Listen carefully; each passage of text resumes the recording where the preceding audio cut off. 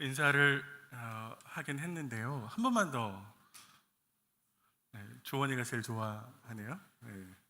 옆 사람 보면서 이렇게 한번 인사했으면 좋겠는데요. 당신은 하나님의 거룩한 통로입니다. 이렇게 하겠습니다. 자, 다시요. 시작. 당신은 거룩한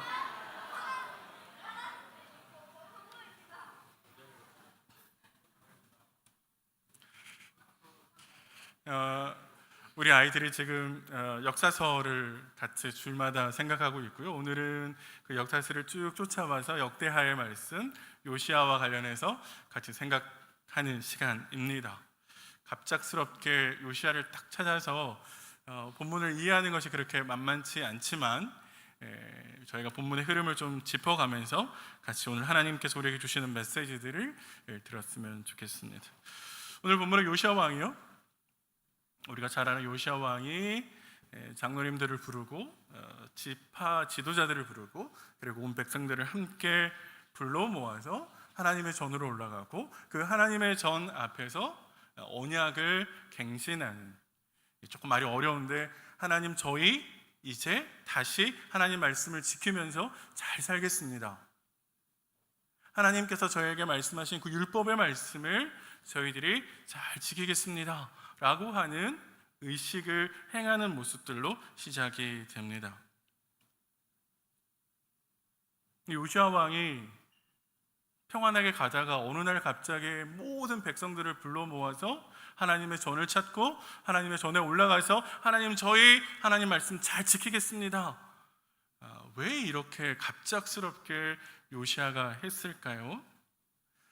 하나님 앞에서 언약을 잘 지키겠습니다 라고 하는 것을 언약을 갱신한다라고 그러는데, 언약을 갱신하는 일은 성경에 그렇게 많이 등장하지 않습니다. 왜냐하면 언약을 갱신한다라고 하는 것은 굉장히 큰 일이기 때문에 그렇습니다. 왕 혼자서 할 수 있는 일이 아니라 모든 지도자들과 모든 백성들을 불러 모아서 함께 해야 되는 일이기 때문에 결코 가벼운 것도 아니고 마음을 먹었다고 해서 할 수 있는 것도 아닙니다. 그런데 왜 요시아가 갑작스럽게, 본문의 흐름을 보면 요시아가 굉장히 급한 마음으로 굉장히 빨리 사람들을 불러 모으는 것처럼 보이는데 왜 요시아가 이렇게 했을까? 도대체 그에게 무슨 일이 있었길래 요시아가 그렇게 할까? 생각해 볼 필요가 있습니다. 우리가 찾은 본문을 거꾸로 거슬러 쭉 올라가면 두 가지 사건이 이 34장, 역대하 34장에 기록되어 있는데요. 그 첫 번째 사건은 뭐냐면 성전을 수리하던 요시아가 율법책을 성전에서 발견하게 됩니다. 재미있죠? 성전에서 뭘 발견했다고요? 율법책을 발견했습니다. 율법책을 발견했다라는 말은 그동안의 율법책을 보지 않았다라는 것이 되는 것이죠. 이스라엘 백성들은 하나님의 율법을 통해서 살아가는 백성들인데 성전에서 율법이 없었다라고 하는 것은 그들이 하나님 말씀대로 살지 않았다라고 하는 것을 알려주는 것이죠. 더 나아가서 요시아의 위에 선대 왕들이 하나님의 백성들을 율법대로 가르치지 않았다는 것이고 율법대로 살지 않게 했다라는 것입니다. 잘 사용하지 않는 물건은 자리를 잊어버리게 됩니다. 잃어버리게 되죠. 자기 자리를 잊어버립니다. 그럼 어떻게 되나요? 설 자리가 없으면 치워지게 되고 구석에 처박히게 되고 그리고 눈에서 사라지고 잊혀지게 되죠. 선대 왕들이 하나님을 섬기는 것이 아니라 우상을 섬겼고 우상을 섬겼기 때문에 하나님의 가르침이 율법의 필요가 없고 율법의 필요가 없으니까 한쪽으로 밀어놓고 한쪽으로 밀어놓으면서 그 율법이 있었는지조차 생각하지 않고, 그래서 율법은 성전 한쪽 구석에 처박혀 있었던 것이죠. 그리고 시간이 많이 흘러서 요시아가 그 성전을 수리할 때 한쪽 구석에 처박혀 있었던 하나님의 율법을 발견하게 되는 겁니다. 그런데 그 율법책을 요시아가 읽어보니 큰 문제 하나가 발생하게 되는데, 그건 뭐냐면 우리가 특별히 우리 조상들이 하나님께서 우리에게 알려주신 그 율법책의 말씀대로 살지 않았다라고 하는 것을 알게 되죠. 율법대로 살지 않았습니다. 특별히 그래서 요시야는 율법책에 기록된 대로 하나님의 진노가 굉장히 크다라고 하는 것을 알게 되었습니다. 그래서 요시야는 선지자를 통해서 하나님께 묻습니다. 하나님, 우리 조상들이 율법대로 살지 않았는데 우리는 어떻게 되겠습니까? 율법에 의하면 하나님 말씀을 지키지 않으면 나라가 망한다라고 써 있는데 정말 저희가 망할 수밖에 없습니까? 저희가 살 수 있는 방법은 없습니까? 그렇게 요시야 왕이 선지자에게 물었고 하나님은 그런 요시야에게 이렇게 대답하십니다. 우리가 찾은 34장 26절부터 28절에 기록되어 있는데요, 한마디로 말하면 이거예요. 너는 그 율법의 말씀대로 살려고 애를 썼고 그리고 너는 회개했으니 네가 살아있는 동안에는 나라가 망하지 않을 거야. 하지만 그러나 나라가 망하는 것은 돌릴 수가 없어. 너는 평안하게 죽겠지만 나라는 망하게 될 것이다 라고 하나님께서 이야기하십니다. 하나님의 이 말씀을 들은 요시야의 기분이 어땠을까요? 요시야는 감사해야 될까요? 아니면 슬퍼해야 될까요? 어떻습니까? 평안하게 생을 마감하게 되는, 그래서 내가 살아있는 동안에는 이 나라가 비참한 꼴을 당하는 것을 보지 않게 된 자신의 상황을 보면서 요시야는 하나님께 감사해야 될까요? 아니면 자신이 죽은 이후에 비참하게 나라가 망하는 것을 지켜보아야 하는 그 백성들 때문에 요시야는 슬퍼해야 될까요? 나는 아니니까, 내가 살아있는 동안에는 평안할 거니까, 그러니까 괜찮겠지, 이걸로 만족하면 될까요? 이 상황 앞에서 오늘 우리가 찾은 본문이 요시야가 보여준 반응이었습니다. 요시야가 어떻게 했냐면 우리가 살펴본 대로 장로님들을 부르고 지도자들을 부르고 모든 백성들과 함께 하나님의 전으로 올라갑니다. 모든 이스라엘 백성들이 요시야와 함께 하죠. 그리고 그 백성들 앞에서 성전에서 찾은 율법책을 알려주고 들려주고 그리고 다 함께 그 율법책의 말씀대로 지키며 살겠다라고 약속하고 다짐하게 합니다. 요시야의 마음이, 이 왕의 마음이 느껴지십니까? 제 마음이 느껴지시나요? 대답해 주기를 바라는 제 마음이 느껴지시나요? 요시야의 마음이 느껴져야만 합니다. 요시야가 왜 그렇게 급하게 모든 백성들을 다 불러 모아서 하나님의 전 앞에서 율법책을 듣게 하고 그 율법체로 살기를 다짐케 하는 그 요시야의 마음을 읽을 수 있어야 됩니다. 왜 요시야가 그렇게 할까요? 요시야는 자기 혼자 평안하게 죽는 것에서 만족하지 않은 겁니다. 나는 내가 살아있을 때는 나라가 평안하게 갈 거니, 나라가 망하는 그 비참한 꼴을 보지 않아도 되니까, 그걸로 요시야는 만족하지 않는 거죠. 내가 죽고 나면 이 나라가 멸망할 것이고 나라가 비참하게 적군에 의해서 질밟힐 것이고 백성들은 고통 가운데 죽어갈 겁니다. 요시야는 그 마음이 너무 아픈 거죠. 그것이 내가 죽고 난 다음에 백성들이 고통 가운데 죽어가는 것이, 나라가 쓰라린 아픔 가운데 멸망해가는 그것이 요시야를 너무 괴롭게 고통스럽게 하는 것이죠. 마치 독립운동을 했던 우리의 선배 어른들이 나 개인의 안위가 아니라 나라가 망해가는 것에 아파하고, 나라가 적군에 의해서, 일본에 의해서 고통 가운데 있는 것이 너무 아파해서, 그래서 나라를 위해서 인생을 던지고 삶을 던지고 헌신했던 것처럼 요시야는 그 백성들을 위해서 마음을 쏟고 있는 것입니다. 그래서 그가 할 수 있는 그래서 그가 할 수 있는 최선의 방법대로 백성들을 위하고자 합니다. 그래서 율법을 읽어주고 그 율법대로 살자라고 다짐케 하고 하나님 앞에 겸손하게 우리의 잘못을 내어놓고 하나님의 말씀을 지키겠다라고 다짐합니다.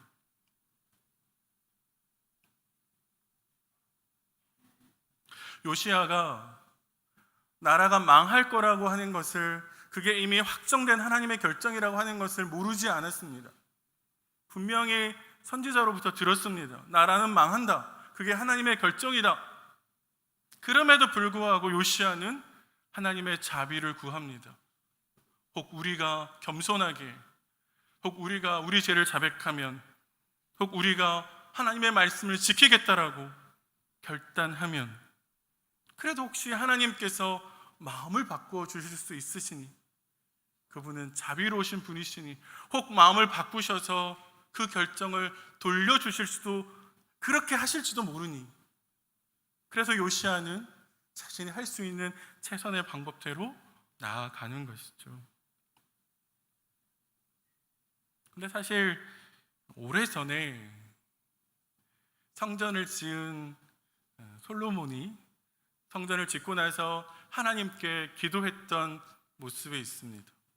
역대하 6장에 보면 솔로몬이 하나님께 성전을 봉헌하면서 기도하는데, 그 내용을 요약하면 하나님, 누구든지 죄를 짓고 자신이 죄를 지었다는 것을 깨닫고 하나님께로 돌아와서 회개하면, 겸손하면, 겸비하면 하나님 그의 죄를 용서하여 주십시오. 하나님, 누구라도 하나님 앞에 나와서 자신의 죄를 자복하면 하나님 용서해 주십시오. 하나님의 자비를 내려 주십시오. 솔로몬은 그렇게 기도했고 하나님은 그 솔로몬의 기도를 들어주셨습니다. 그러니까 요시야가 그저 급한 마음으로, 그저 애달픈 마음으로만 기도하는 것이 아니라 오래전 할아버지 솔로몬이 했던 것처럼 그 말씀에 근거해서, 하나님의 약속에 근거해서 하나님께 기도하고 있는 것이죠. 하나님, 저에게 약속하신 이 평안을 이 백성에게도 주십시오. 하나님, 저에게 약속하신 이 평안을 이 나라에게도 허락하여 주십시오라고 기도합니다. 가끔씩 주일 오후에 예능을 하잖아요. 즐겨보시는 예능 프로가 있으세요? 주원이는 뭐 보니? 아이들은 유튜브를 보는군요. 주일 오후에 모든 사회 끝나고 이제 가끔씩 집에 돌아가면 예능 프로그램을 합니다. 뭐 1박 2일 런닝맨 뭐 이런 것들을 해요. 여러 게임을 하고 그리고 지는 사람들이 벌칙을 받죠. 그리고 그 벌칙을 주는 장면 속에서 굉장히 즐거움을 주려고 합니다.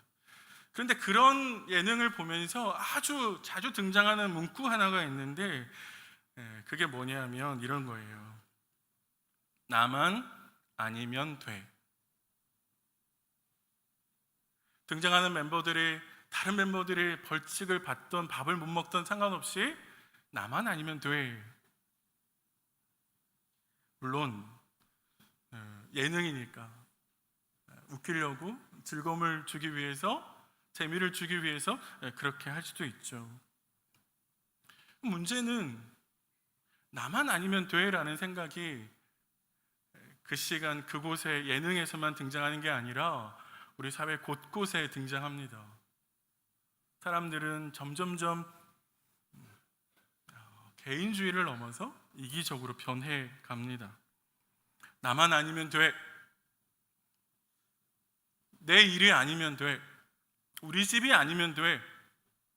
내가 손해보는 거 아니면 돼. 사람들은 그렇게 생각하죠. 신앙을 가지고 있다라고 말하는 사람들도 별반 다르지 않은 것처럼 보입니다. 성경은 신앙을 그렇게 이야기하지 않고요, 하나님께서 부르시는 하나님의 백성은 그런 나만 아니면 돼라는 태도가 아니라고 지적을 합니다. 신앙은 절대로 개인적이지 않고 신앙은 절대로 이기적이지 않습니다. 하나님은 절대로 나 혼자 부르지 않으셨습니다. 성경은 하나님의 부르심을 혼자 개별적으로 부르는 걸로 설명하기도 하지만 동시에 공동체적으로 부르셨다라고 설명합니다. 나 혼자 하나님 앞에서 신앙인으로 살아갈 수 있다라고 착각하면 안 됩니다.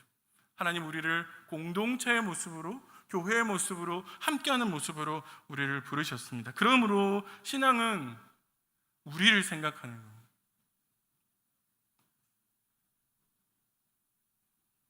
내 것을 내어놓아서 우리가 누릴 수 있도록 하는 게 신앙입니다. 예수님이 그러하셨죠. 예수님이 자기 몸을 버려서 자신의 생명을 던져서 우리에게 생명을 주신 것처럼 예수님을 따르는 수없이 많은 제자들에게 예수님은 내 것을 내어놓아서 내 인생을 통해서 많은 사람들이 유익을 누릴 수 있도록 하라고 하십니다. 그러므로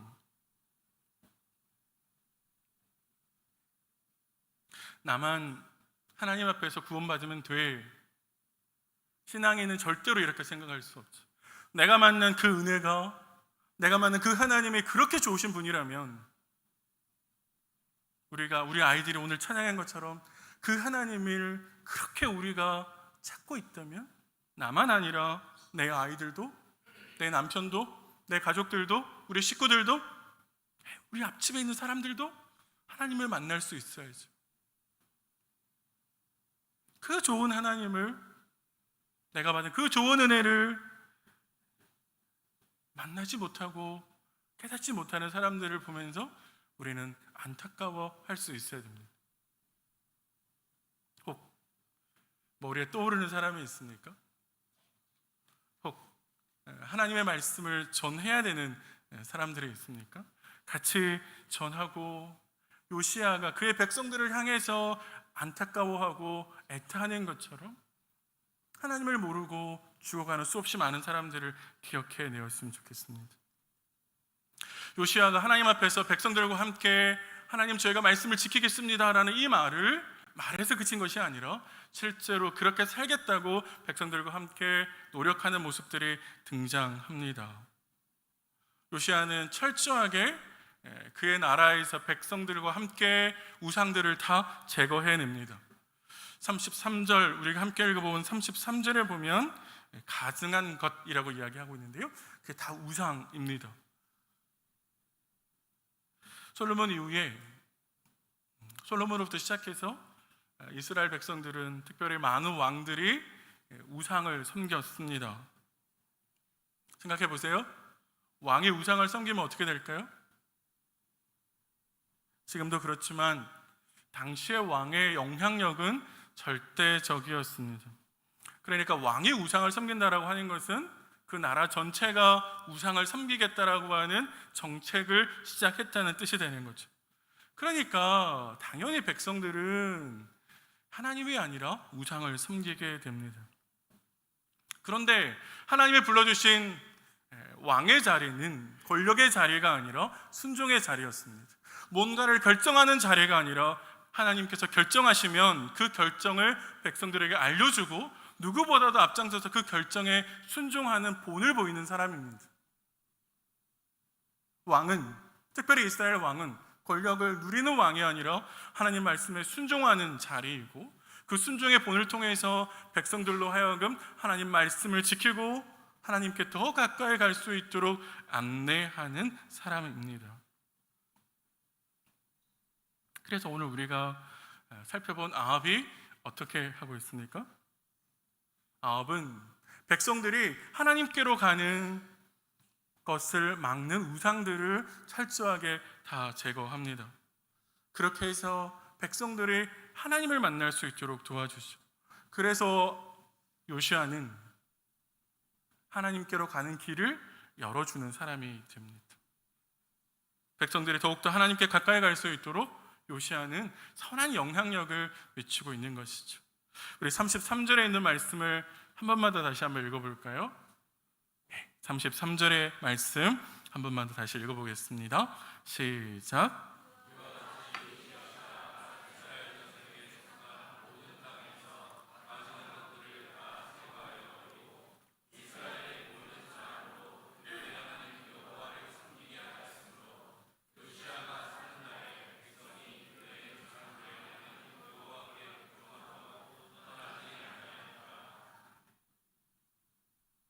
선대 왕들과 달리 선대 왕들은 계속해서 백성들이 하나님을 떠나도록 혹은 하나님께 가까이 가는 것을 막았는데, 반대로 요시아는 하나님께로 가는 길을 열어줍니다.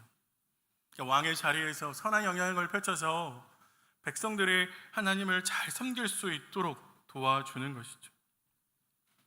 잠깐 1년 그렇게 한 것이 아니라 요시아는 살아있는 동안에 그의 생명이 다하는 그 순간까지 백성들로 하나님을 섬기게 만들었고, 요시아가 살아있는 동안에 백성들은 철저하게 하나님을 섬겼습니다.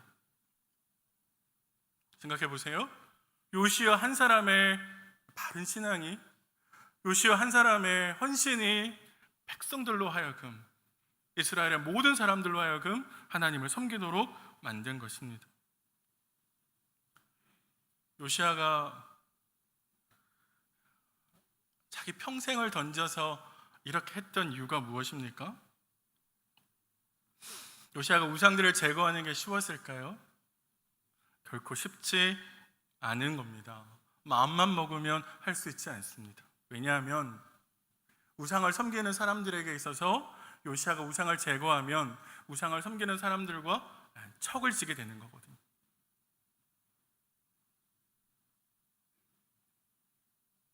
특별히 고관들을 우상을 섬기고 있었다면 요시아는 자신의 정치력을 펼치는 것이 결코 쉽지 않았을 겁니다. 더 나아가서 그 우상이 강대국이 섬기고 있는 우상이었다면 전쟁을 불사하는 것일 수도 있습니다. 그럼에도 불구하고 요시아가 자기 평생을 바쳐서 우상을 제거하고 백성들이 하나님을 섬기도록 인도한 이유는 뭘까요? 요시아가 그렇게 할 수 있었던 것은 뭐냐면 하나님의 부르심 때문입니다. 요시아는 하나님께서 자신을 왕으로 세우신, 특별히 그 시대에 이스라엘의 왕으로 세우신 이유를 바로 자신을 통해서 우상을 제거하고 악한 영향력 속에 빠져있는 백성들을 하나님께로 인도하게끔 하는 것, 그게 바로 자신을 향한 하나님의 부르심인 것을 깨달았기 때문에 그렇습니다. 자신을 통해서 이스라엘이, 많은 백성들이 하나님께 돌아올 수 있도록 그렇게 선한 일로 인도하는 것이 자신의 부르심으로 이해한 것이죠. 그래서 요시아는 자기 정체성에 굉장히 분명한 사람이었습니다. 한번 생각해 보십시오. 나는 내 주위 사람들에게 어떤 영향력을 미치고 있을까요? 우리 겨자씨 안에서, 우리 부서 안에서, 우리 교회 안에서 나는 다른 사람들에게 어떤 영향력을 미치고 있을까요? 내 주변 사람들이 나를 보면 하나님께로 더 가까이, 하나님을 더 잘 믿게, 교회를 더 잘 나오고 싶게 만들고 있을까요? 아니면 그 반대일까요? 주변 사람들에게 하나님의 성품을, 주님의 삶을 재현해 주고 있을까요?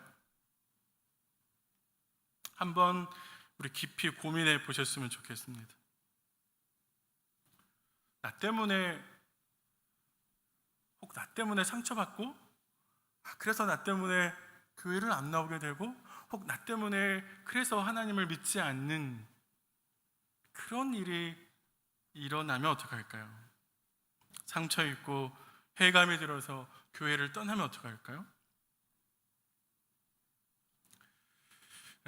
오늘 우리 아이들과 함께 예배를 드리는데요, 우리 신앙의 선배로서, 그리고 부모로서, 교사로서 우리 아이들에게 나는 어떤 영향력을 미치고 있을까요?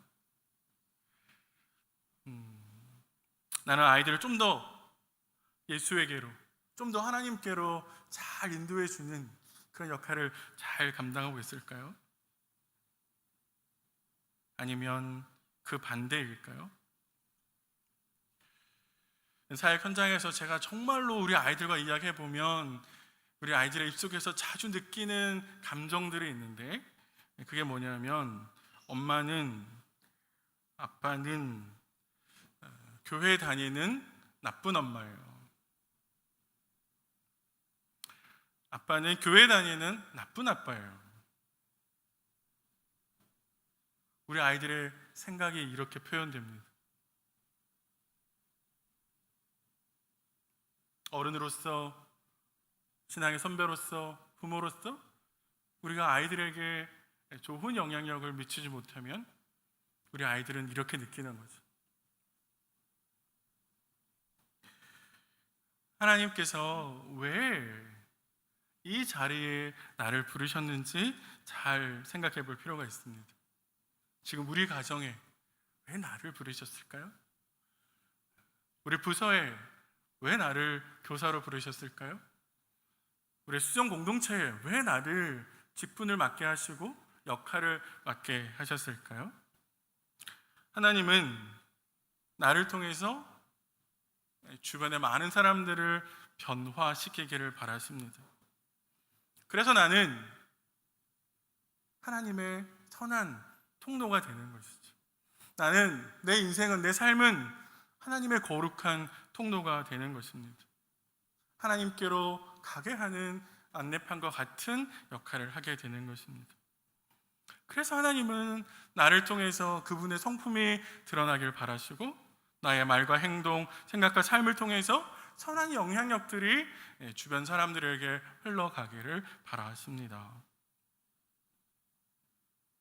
그래서 우리 모두가 하나님을 잘 섬기고, 그래서 우리 모두가 하나님의 백성대로 살아갈 수 있도록 오늘 나를 통해서 일하기를 바라시는 것이죠.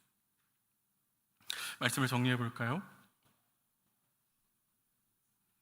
하나님은 우리의 눈을 들어서 나에게 집중하는 나의 시선을 우리에게 더 확장해서 보기를 바라십니다.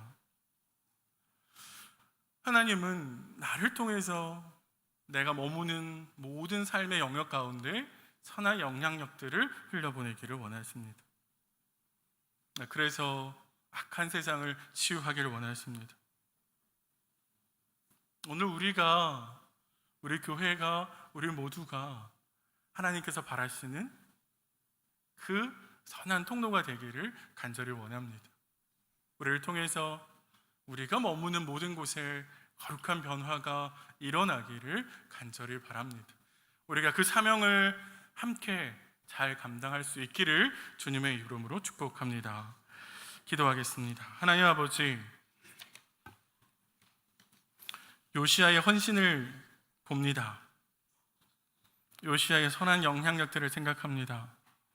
하나님, 오늘 우리가 머무는 모든 곳에서 하나님의 거룩한 통로가 되게 하시고, 나의 눈을 들어서 하나님이 보시는 것을 보게 하시고, 나의 눈을 들어서 우리를 보게 하시고, 나의 눈을 들어서 하나님의 거룩한 뜻을 깨닫게 도와주시옵소서. 거룩하신 예수님의 이름으로 기도드리옵나이다. 우리 다 함께